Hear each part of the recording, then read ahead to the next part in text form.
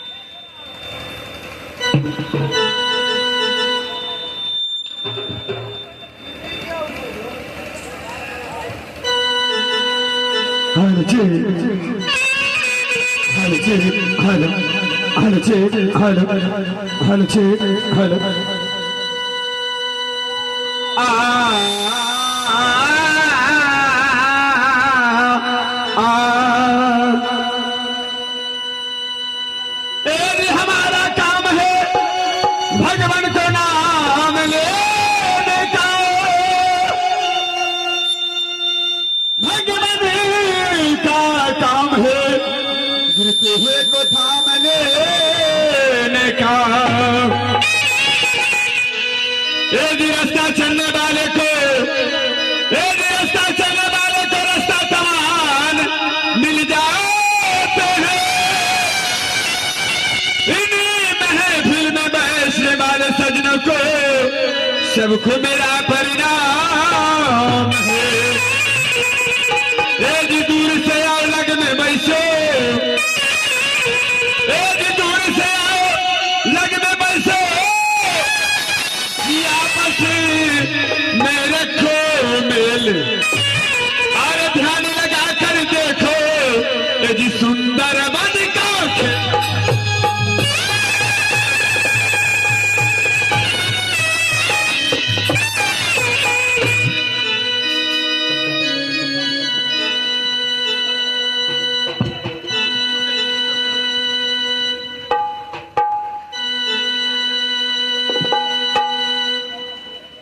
Hello जी hello आइए दोस्तों हमारी सरस्वती बनावट कला परिषद के तमाम कलाकार सोच समझकर सलाह विचार के साथ आप लोगों के बीच एक प्यारा सा मैथिली प्रोग्राम रख रहे हैं। सुंदर बन के सुंदर फूल, सती कौहगनी, दो मालिन एक फूल।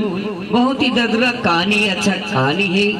पारिवारिक नाच आप लोगों के बीच पेश कर रहे हैं और मैं तमाम दर्शकों से गुजारिश करूंगा कि कृपया शांति बनाए रही और शांति प्रमुख से हमारे प्रोग्राम को देखें।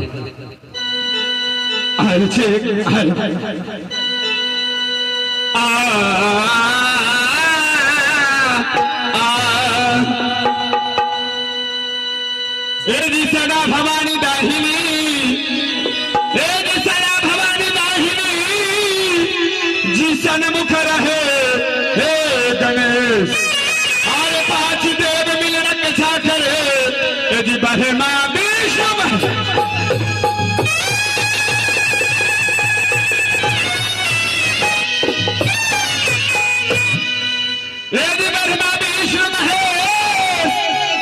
संग में पार्वती थी मैया और उनका संग में भूत पिशाच जी नाचे तो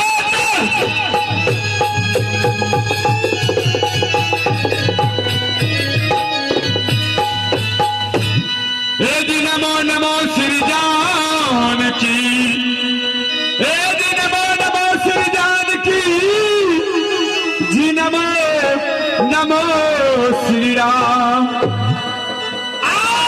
नमो नमो श्री लक्ष्मण जी, तब नमो नमो हनुमान।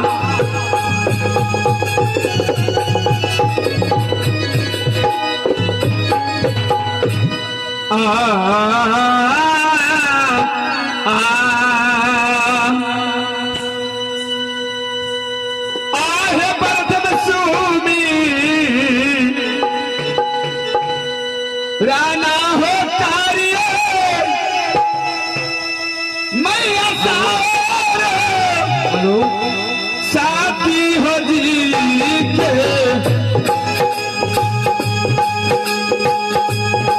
मैया सारे साथी हो जी के। आज जिनका विद्या हो दुनिया हो साना सारवेना मेहरो।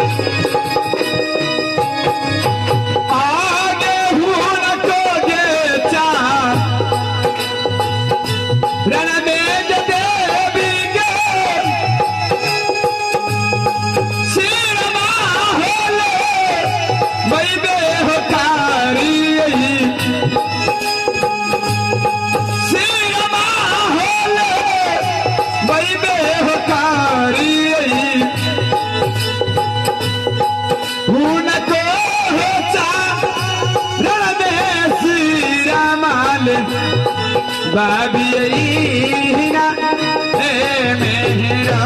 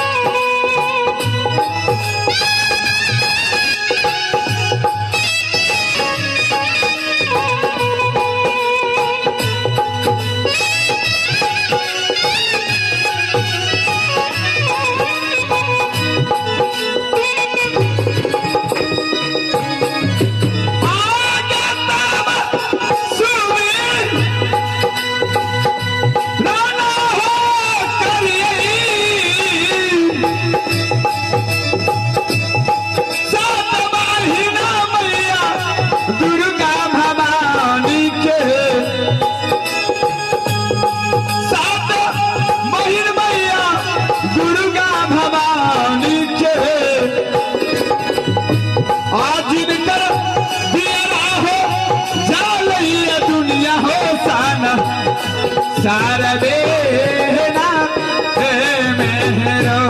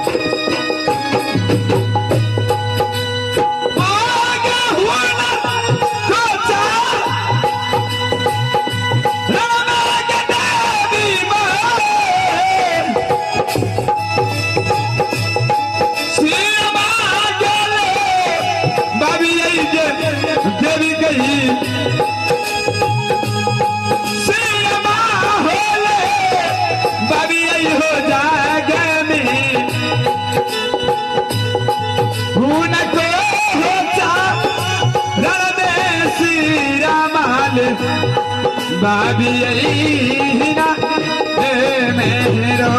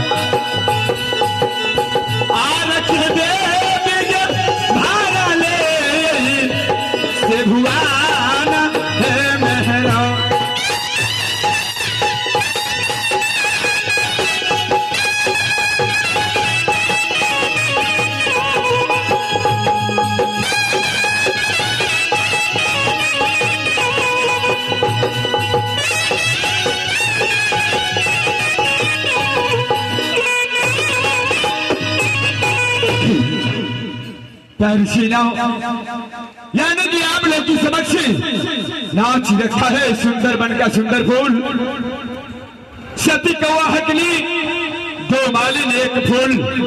आप लोग की शांति बनाकर बैठिए। बहुत दर्दनाक की खेल है ये सुंदर बन का सुंदर फूल। और अपनी मैं आगे नाटक की ओर चलता हूँ।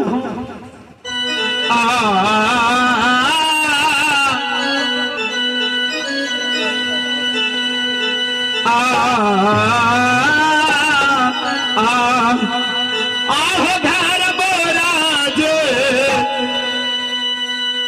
लागल बाबू से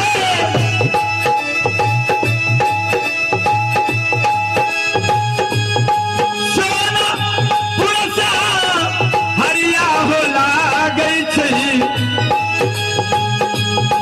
सोना पुरसा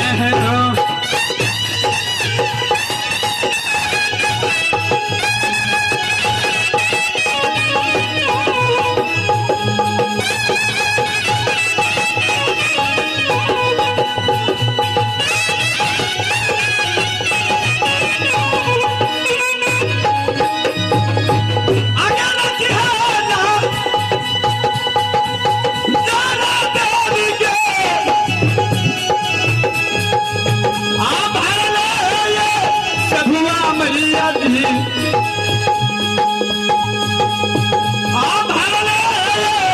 सबुआ मैया के आज हे बाबा से गेता इन मेरा है मेहरो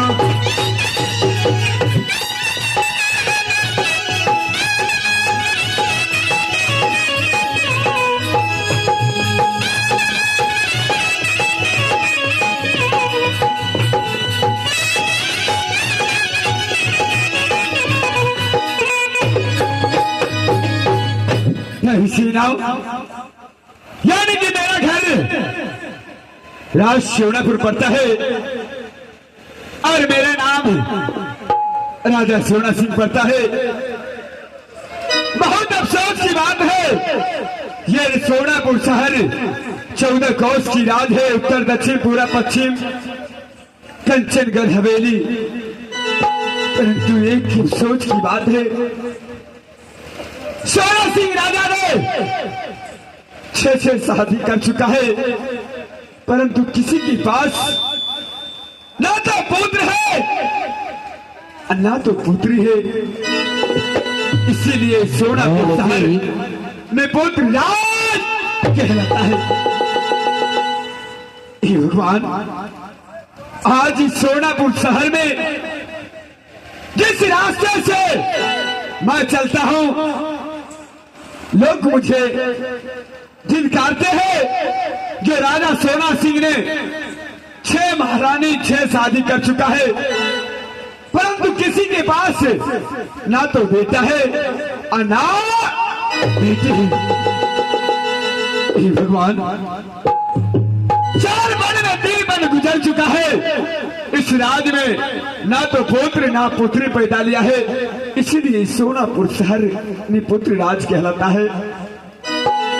भगवान, ना जाने कौन सा जन्म के मैं चूक हूं, जिस जन्म में आकर मैं सोनापुर राज में एक निपुत्र के राजा बन के मैं भोग रहा हूं। भगवान, कौन ते होगा लतियाना बाबा हो। भगवान, आज एक मैं भी पुत्र वाले होता तो ये सोनापुर निपुत्र राज नहीं कहा।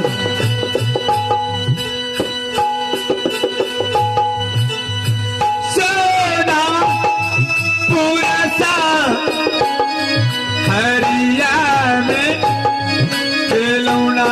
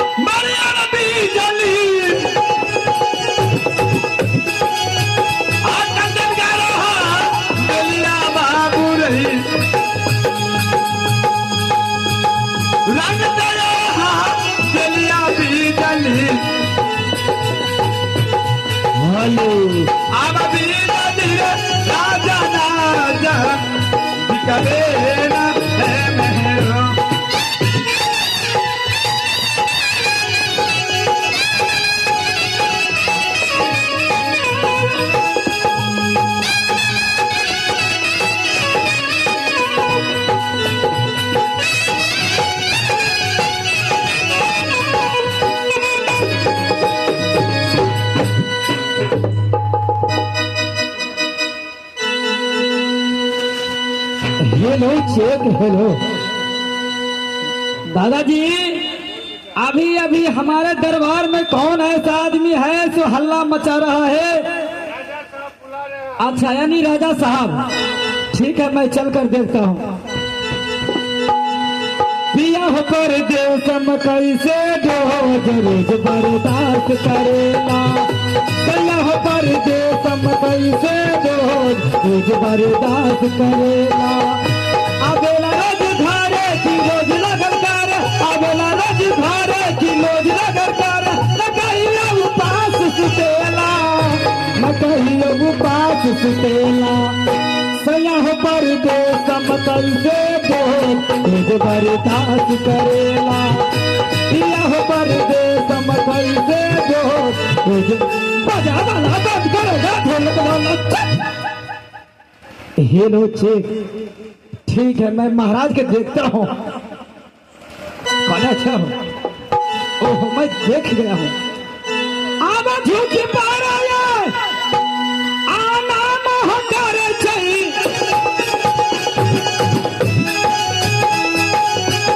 बिजली होसी पहिया हो करे चाहिए। बिजली होसी पहिया हो करे चाहिए। सारी तारा तय हो बिजली होसी पहिए ना हो।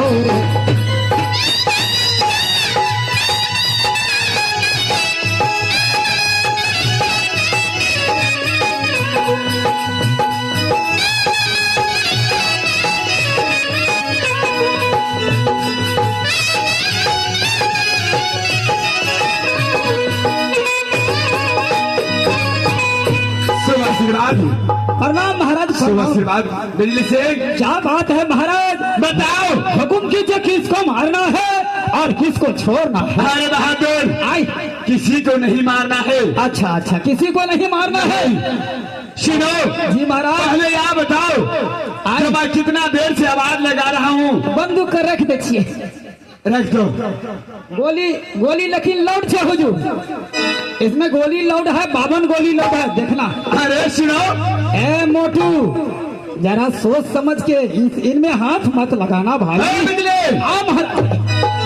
सुनो जी महाराज, इसमें 52 गोली लोड कर दिया है। इसमें 52 गोली लोड है हुजूर। कौन बोला है लोड करने के लिए?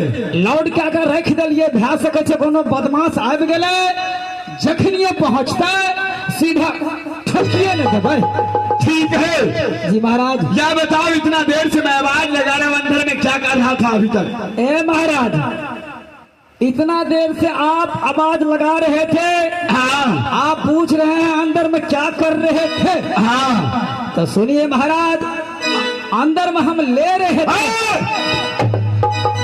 हरामजादा, क्या तुम्हें बोलने का अक्ल नहीं है? मैं किस तरह राजा के सामने में बात कर सकता हूँ?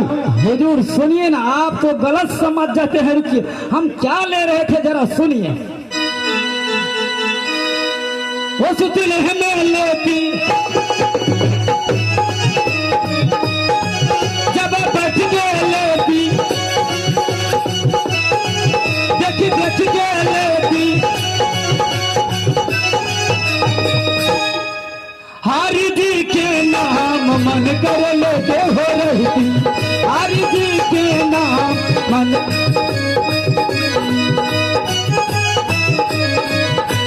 बजा वाला बंद करेगा ढोलक वाला। ए रे मटका, चुप न तो चाप देबो, आर पर का पार देबो, ढोरी सो साइड देबो, आ जो पकिए भी तो है ना के मारबा।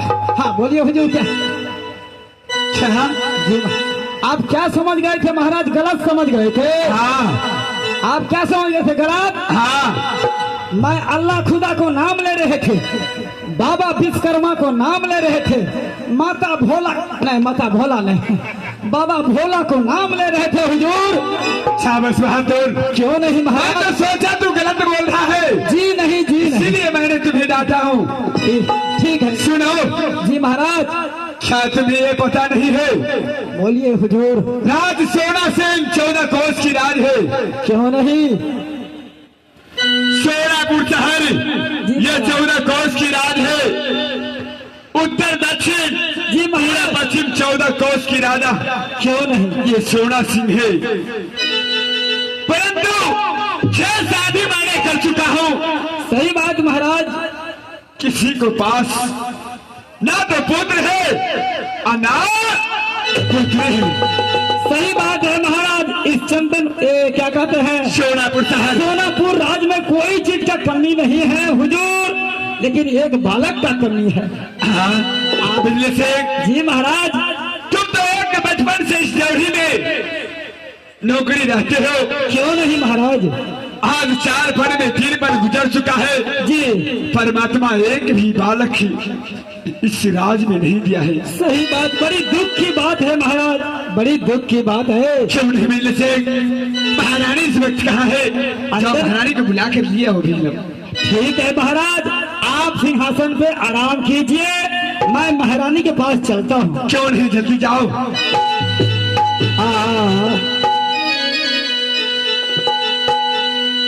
भाई जी हो धरती के गरदा आसमान लागू कहीं चालू होना अम्बासरी धरती गरदा आसमान लागू कहीं चालू होना।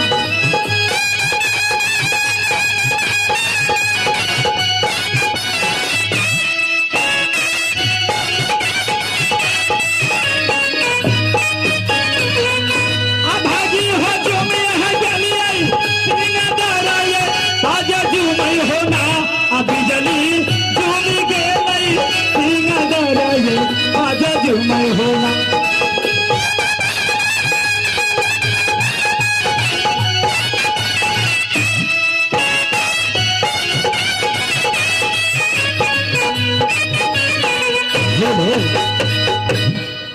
मर महारानी, ठीक है महारानी अंदर में है, मैं बाहर से फोन कर देता हूँ। पहले फोन कर देते हैं, हमरा ऐसा परेशान क्या दीजिए।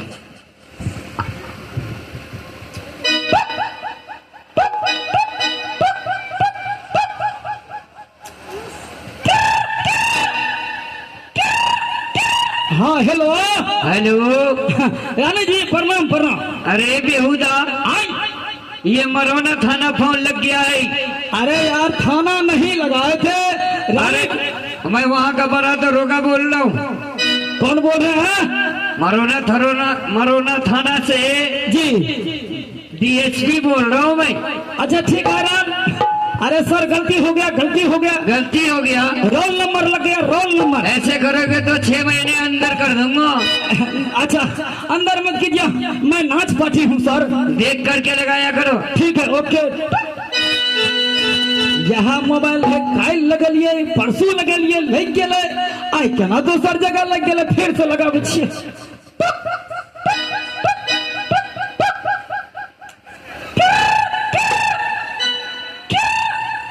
हाँ हेलो हेलो रानी जी प्रणाम। अरे बेहुदा, ये करहरा मुर्गा फार्म लग गया है। ओ यार नहीं लेना है मुर्गा मुर्गी। कितना मुर्गा चाहिए, कितना अंडा चाहिए? अरे बाबा ने मुर्गा लेना है, नहीं अंडा लेना है, हमको रानी साहब से बात करना है। बेहुदा, तो मुर्गा फार्म क्यों लगाया फोन?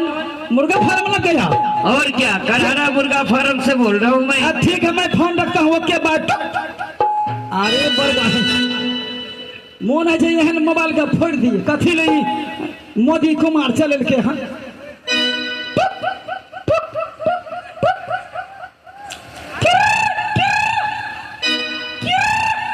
हाँ हेलो हेलो। हाँ कौन रानी जी? हाँ हाँ प्रणाम प्रणाम प्रणाम। खुश रहो खुश रहो। क्या बात है मंत्री जी? ऐसा कीजिए रानी जी, हाँ महाराज साहब का कहना है कि फौरन रानी साहब को बुलाकर मेरे पास पेश करो, इसलिए रानी जी आप फौरन मेरे पास चले आइए। ठीक है। हाँ जल्दी आइए, फौरन आइए, जल्दी आइए।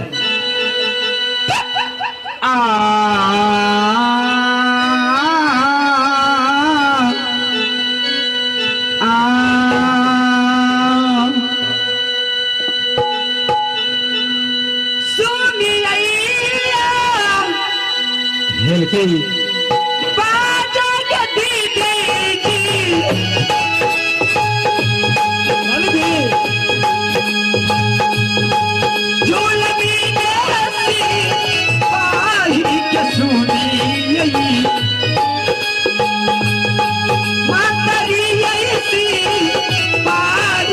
सुनिए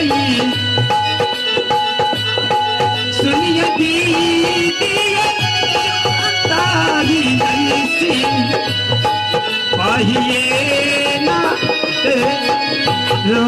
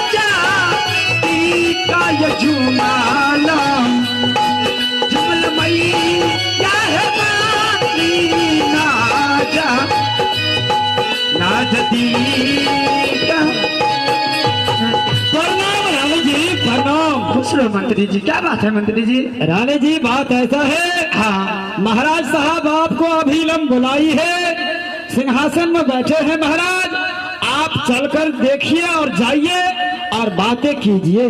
ठीक है। अब भाग ले गई जय मैया जी।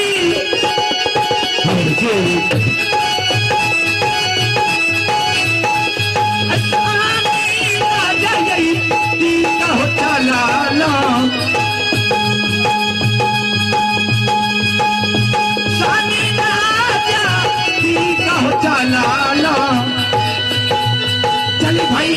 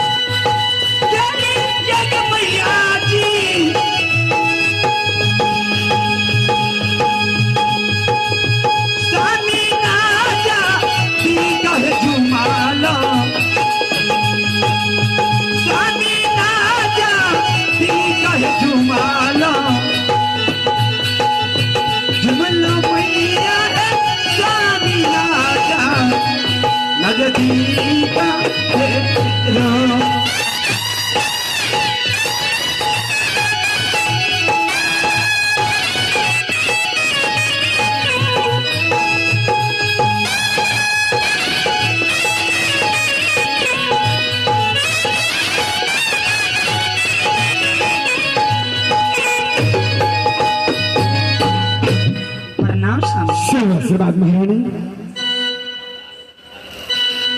जी स्वामी किस लिए आप सिंह दरबार में बुलाए हैं? महारानी मैंने इसलिए तुम्हें बुलाई हूँ तो तुम तो जानती हो जो मैं हमेशा हमेशा या जंगल शिकार खेलना या मुझे कोर्ट कचहरी जाना महारानी, परंतु मैं भी जानता हूं तुम्हें दुख दर्द को, यह तो भगवान का लीला है जो 4 बन में 3 बन गुजर चुका है। तुम्हारे 6 बहन को किसी के गर्भ से ना तो पुत्र और ना पोत्री पैदा लिया है। ये तो सच बात है स्वामीनाथ। हाँ महारानी, लेकिन करें भी तो क्या करें, ये तो भगवान का मर्जी है। लेकिन स्वामी हम 6 बहन एक राय विचार रही हूँ स्वामीनाथ, वो आपसे कहने के लिए चाहती हूँ। कौन सी ऐसी बात है महारानी? स्वामी जो तुम कहने के लिए चाहती हो। आपने तो बड़े बड़े घर से शादी किए हैं, 6 आपको स्त्री हो चुका है, लेकिन किसी के कोख से ना कोई पुत्र ना कोई पुत्री हुआ है स्वामी। हाँ महारानी, लेकिन हमारी 6 बहन के विचार है जो आप 7वां शादी कीजिए। महारानी ये हरगिज नहीं हो सकता है महारानी। स्वामी हाँ, अगर आप 7वां शादी करेंगे तो उसके कोख से चाहे पुत्र चाहे पुत्री पैदा होगी, उसी को देख के हम सब माँ कहलाऊंगी और उसी पुत्र पुत्री को देखकर इस सोनापुर राज निपुत्र नहीं कहलाएगा स्वामी। नहीं महारानी, ये हरगिज नहीं हो सकता है। तुम्हें पता है जो इस राज में एक पुत्र के कारण मैंने 6 शादी कर चुका हूं, और लोग यहाँ की सोनापुर राज का बोलते हैं जो राजा सोना सिंह ने शादी करके घर भर चुका है, परंतु एक भी संतान सोनापुर में नहीं हुआ है। स्वामी ऐसी बात नहीं हो सकता है महारानी। अगर आपने 6 शादी किया तो कोई दिक्कत नहीं, लेकिन आप हमारे 6 बहन के कहने पर आप 1 शादी कीजिए। अगर उसके कोख से अगर चाहे पुत्र चाहे पुत्री हो जाएगा स्वामी, हम सब बहन बाजिद नहीं कहलाऊंगे। जी महारानी, ऐसा नहीं हो सकता है। मैं 7वां शादी हरगिज नहीं मंजूर कर सकता हूँ, यह शादी नहीं करूंगा। ठीक है, मैं अपने 5 बहन को बुलाती हूँ और 5 बहन के बुलाकर उसे भी कहूंगी कि स्वामीनाथ को समझाओ, अगर ये 7वां शादी करने के लिए तैयार हो जाएगा तो हम 6वीं बहन को किसी को अगर 7वां को पुत्र चाहे पुत्री हो जाएगा तो हम सब बाजी नहीं कहलाऊंगी। आप बतलिए खबर एक बहिनी जय हो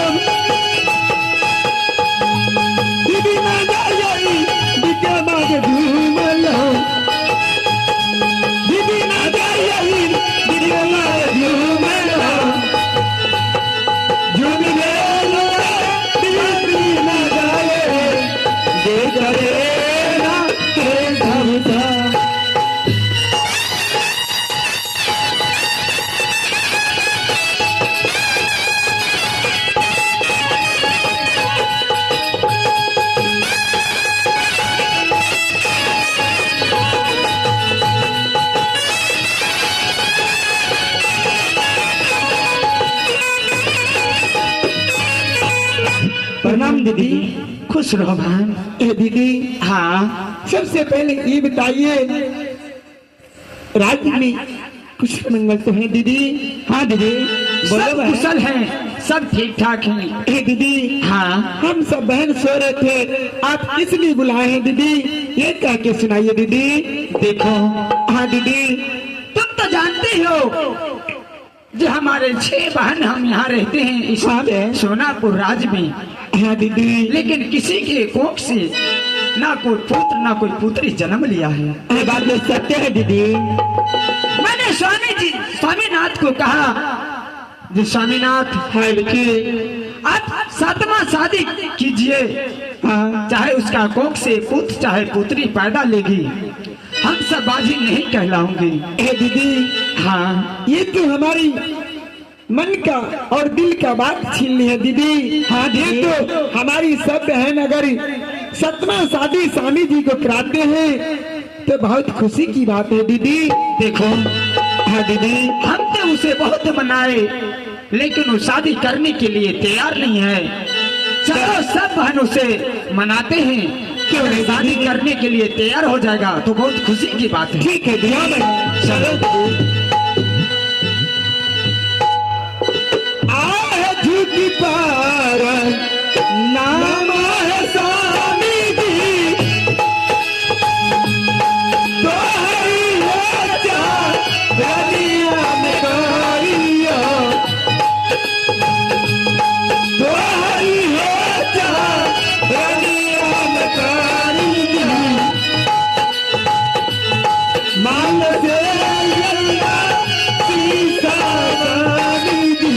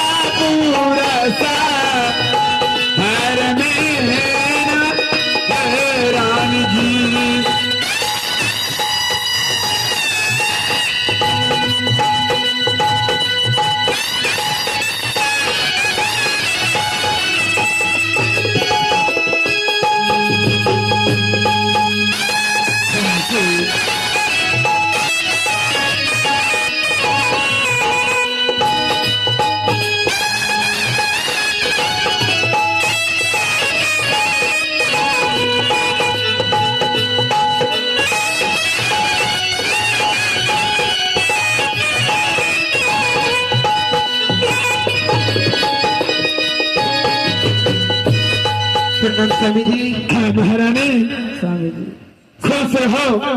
स्वामी जी प्रणाम। शुभ आशीर्वाद महारानी। पतिदेव, हाँ आप बात मान लीजिए ना हमारे 6 बहन को। क्या एक दूसरा शादी आप कर लीजिए। नहीं? हाँ स्वामीनाथ। ये हरगिज नहीं हो सकता है महारानी। नहीं साजी कर लीजिए एक। स्वामीनाथ एक शादी कर लीजिए, हमारी 6 बहन की बात आप रख लीजिए और शादी कर लीजिए। अरे पगली, तुम पागल हो गई हो? मैं 7वां शादी करूं? तुम नहीं जानती हो जी, जो शादी करके सोनापुर राज में मैं घर भर चुका हूं। देखिए महाराज, इस सोनापुर राज में एक नहीं तो पुत्री जन्म लिया है ना पुत्र। हाँ सोनापुर के जितने आर्जा प्रजा है सब हमें दूसता है, ताना मारती है, ये करती है वो करती है, इसलिए पतिदेव मान जाइए। दीदी सुनो महारानी, इतना ही नहीं, सबसे पहले यह बताओ जी जी बोलिए। क्या तुम्हें 5 बहन हाँ। पीछे खड़ी है जी, उसे हमें देख के शर्म नहीं आती है? और तुम्हें शर्म आती है जो घूंघट अपना मुंह झाँप रखी हो? बात ऐसा है स्वामीनाथ, हाँ कि वो लोग निर्लज्जी है, उधर मेरा ससुर भैंसुर बैठा है, हम त्या मुंह झाँपा है। नहीं नहीं महारानी, नहीं, सुनो, अंदर में जाकर उधार लीजिएगा, अभी ठीक है, रहने दीजिए स्वामीनाथ। स्वामीनाथ हाँ देखो, अब हमारे सब बहन के बात मानो, मान लीजिए। अब 7वां शादी करने के लिए कर लीजिए पति देव, कर लीजिए। महारानी हाँ घूंघट उठाओ। नहीं, मुझे शर्म लगती है। ऐसी मैं बात तुमसे नहीं कर सकता हूँ। आए जब तक तुम घूंघट नहीं उठाओगी जी, तब तक मैं बात नहीं करूंगा। तो आप आहे देखबा है सू, नहीं, छोड़ दीजिए ना, हम ऐसे ही ठीक है। रतिया दुलारी है, आसे ना पिरसा हर मेरी रानी जी। काजल गरहा बेलिया दुलारी है, आ देखबा रानी जी है तुम्हारी है सू, रातिया रानी जी। उठाओ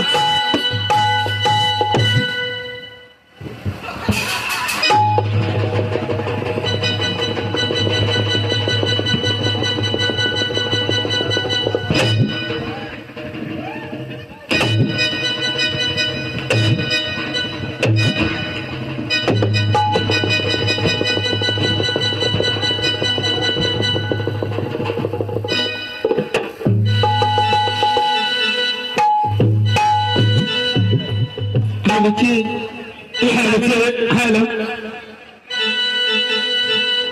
क्या पगली सुनो, तुम्हें भी पहचान में नहीं आई जो ये मेरा बहन है या नहीं है?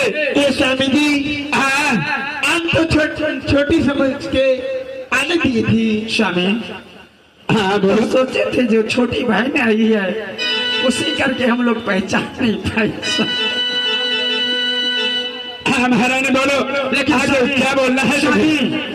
हमारे सब बहन के यही विचार है, आप एक शादी कर लीजिए। अरे पगली, क्या तुम पागल हो चुकी हो? नहीं नहीं स्वामीनाथ, शादी सदमा कर लीजिए स्वामीनाथ। नहीं, अरे बेशक ये सोना बुर्राज निपुत्र है, ये मुझे मंजूर है।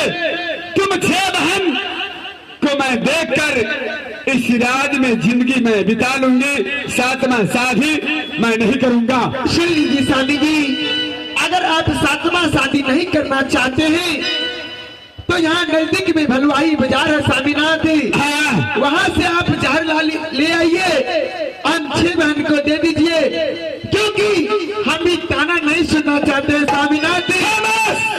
महारानी ऐसी आहे मानिए है कहानियां है स्वामी जी, हमारी है कहानियां है स्वामीनाथ। नहीं महारानी, ऐसे मत बोलो महारानी।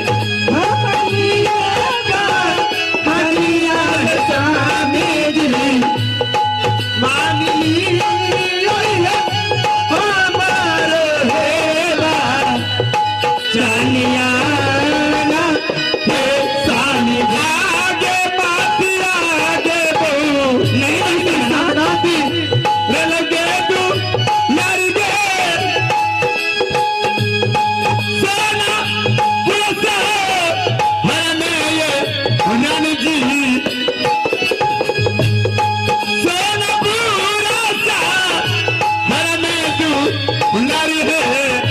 ऐसा नहीं है स्वामीनाथ, आना ही पड़ता है गोसार है भी बहदेना है रानी जी।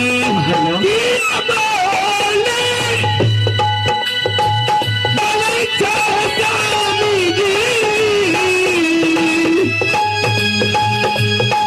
बोलिया है तू, बोलिया है स्वामी जी।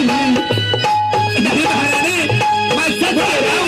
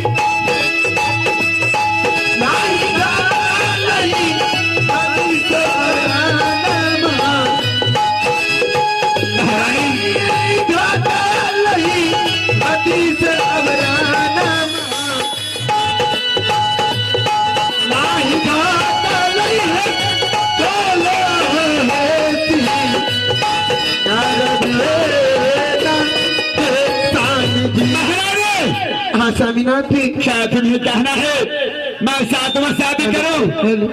हाँ स्वामीनाथ जी, अगर आप 7वां शादी नहीं करना चाहते हैं स्वामीनाथ जी, तो आप अपने हाथों से जहर ला के दे दीजिए, हम मर जाएंगे स्वामीनाथ जी। लेकिन ये ताना सुनना नहीं चाहते। अरे पगली, क्यों ऐसी बात कर रही है पगली? मैं तुम्हारे लिए जब से मैं सोनापुर राज में तुम 6 बहन आई हो, कभी कोई बात का मैंने इनकार नहीं किया हूँ महारानी। ठीक है स्वामीनाथ। बिजली जी, आज मैं स्वामीनाथ को मनाए ना 7वां शादी करने के लिए। अगर आप 7वां शादी नहीं करना चाहते हैं, कर लीजिए हुजूर, जल्दी से बात मान लीजिए महारानी लोग को।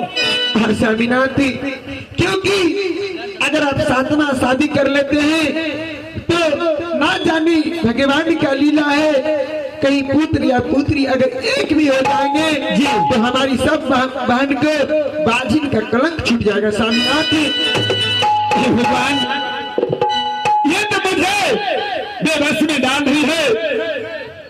ठीक है महारानी, आज तक मैं तुम्हारे 6 बहन को बात को मैं कभी इनकार नहीं किया हूँ। कोई सवाल की तो मैं शादी करूंगा 7वां, लेकिन मेरा भी एक शर्त है। कैसा शर्त है स्वामीनाथ जी? मंत्री जी। हाँ बोलिए रानी जी। आप जो है थोड़ा वक्त देते हैं आपको भी। अच्छा, आप मनाइए स्वामी जी को। क्यों नहीं, अवश्य मनाएंगे महाराज। हाँ, क्या होगा, बात मान लीजिए ना महारानी को। अरे पगला, आए तुम भी वैसी बात बोल रहे हो। बोलबा ना, कब खाना पीना हमरा ऊ खिला बचा, बात के कर मानबे हम। ऐसा कीजिए महाराज, हाँ, बात मान लीजिए रानी साहब को। इसलिए इस सोनापुर राज अभी पूरे अंधेरा है। अगर हो सके शादी 7वां शादी करने के बाद चाहे लड़का चाहे लड़की पैदा ले लिया इस सोनापुर में, ये सोनापुर को नाम उजाला हो जाएगा महाराज। महारानी। हाँ स्वामी। ठीक है महारानी, मैं 7वां शादी करने के लिए तैयार हूँ। अच्छा, लेकिन मेरा भी एक शर्त है। क्या शर्त है स्वामी? तुम 6 बहन आई हो, हाँ, बड़ी बाप का बेटी हो, यानी कि तुम्हें 6 बहन का बड़ी बड़ी घर का लड़की हो।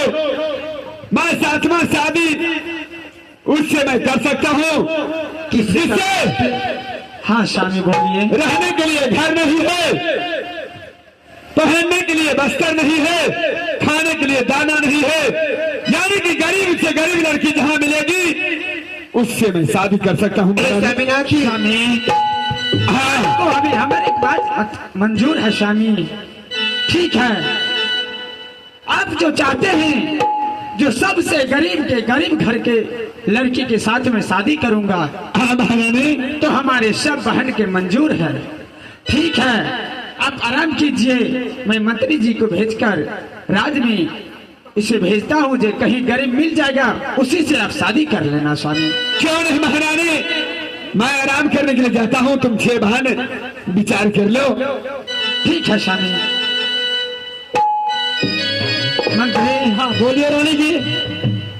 देखो, बोलिए। हमारे 6 बहन के कोख से तो कोई पुत्र नहीं पैदा लिया है। सही बात है रानी जी।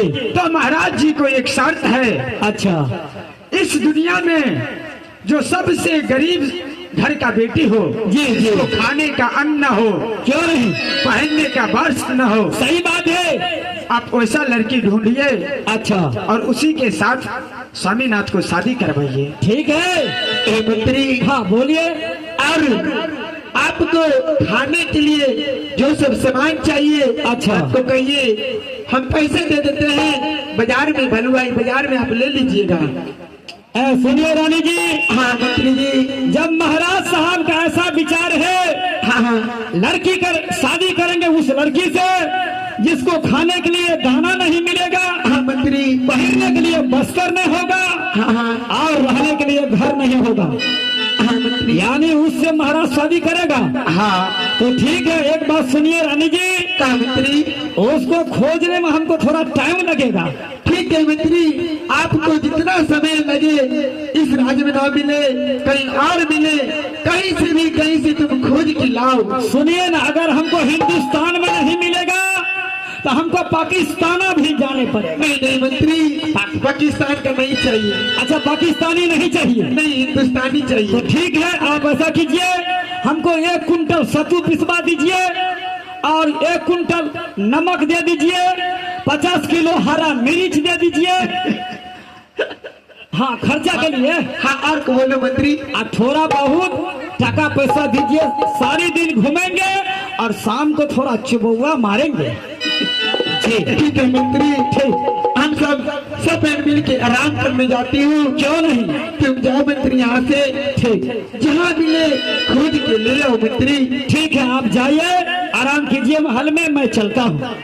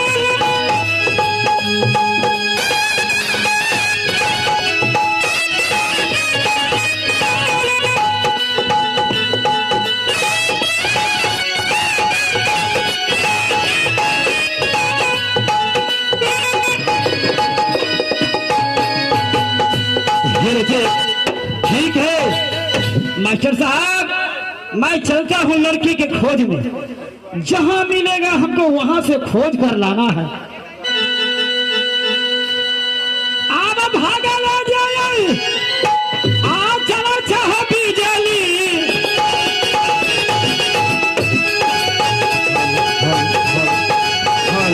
बिजली हसी पहिया हो चले चाहिए।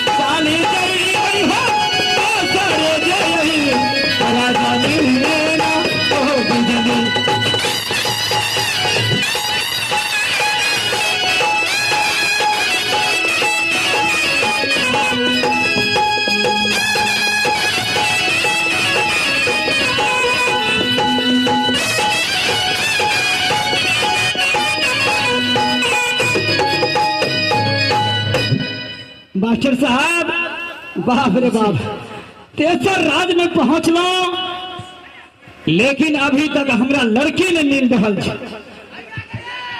कने छो? अरे बहुत छोड़ा छिए। ठीक है मास्टर साहब, मैं देखता हूँ, फिर से नजर करता हूँ और ध्यान लगाता हूँ। आओ घूमी घूमी आ देखिए हो बाबू साहब,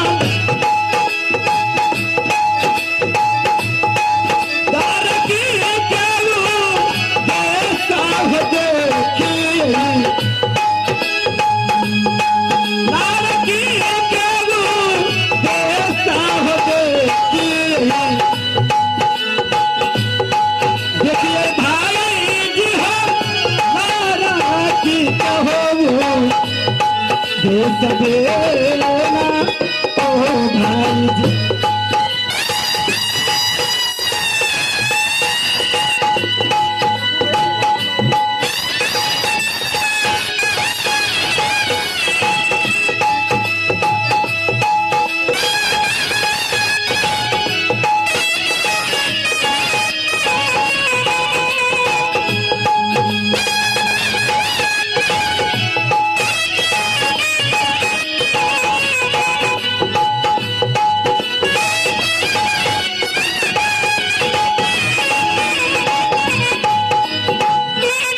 hello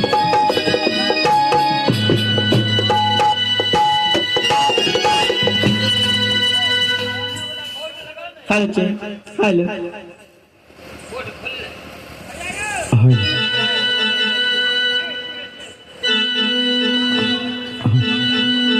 Sonu ji hello hello hello जी हेलो अजय हेलो जी। हेलो हेलो जी आइए दोस्तों, हेलो आप तमाम दर्शकों को ले चलते ही रिकॉर्डिंग चित्रार की ओर 2 गाने होंगे, उसके बाद हम लोग नाच पाठ को आगे बढ़ाएंगे। हेलो दोस्तों पेश है एक से बढ़कर एक सुपर हिट हंगामा प्रोग्राम पेश किया जा रहा है। हेलो हेलो हेलो चल